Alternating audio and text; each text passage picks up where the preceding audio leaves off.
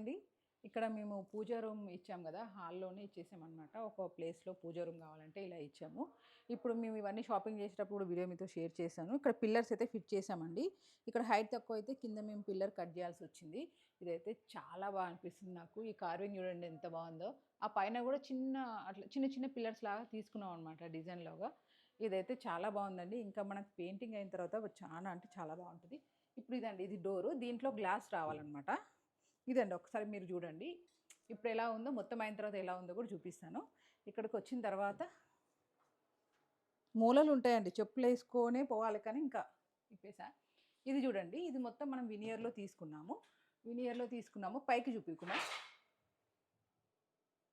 పైకి స్వస్తిక్ వస్తుంది అనమాట. స్వస్తిక ఓమా క్లయింట్ సెలెక్ట్ చేసుకున్నారు, అక్కడ అది వస్తుంది.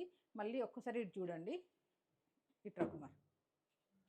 ఇక్కడ విండో క్లోజ్ చేసాం కదా, ఈ విండో క్లోజ్ చేసినందుకు మొత్తం క్లోజ్ అవ్వకుండా ఇట్లా ఓపెన్ క్లోజ్ చేయడానికి మనకి ఈ పూజ రూమ్లో కూడా లైటింగ్ రావడానికి వెంటిలేషన్ కోసం అని చెప్పేసి ఇలా పెట్టామన్నమాట. మొత్తం ఓపెన్ పెడితే అంత లుక్ ఉండదని ఇలా మధ్యలో సపరేషన్ లాగా ఇచ్చేసాము. ఇది కూడా మళ్ళీ అంతే, ఇది బోడబోడు ఉంటుందని చెప్పేసి ఇలా స్వస్తిక్ ఓము ఒక ప్లాంట్ లాగా అయితే ఇట్లా సెలెక్ట్ చేసామండి. ఇది ఫుల్ మేక్ ఓవర్ అయిన తర్వాత కూడా మీతో వీడియో షేర్ చేస్తాను. ఇప్పుడైతే ఇలా ఉందండి.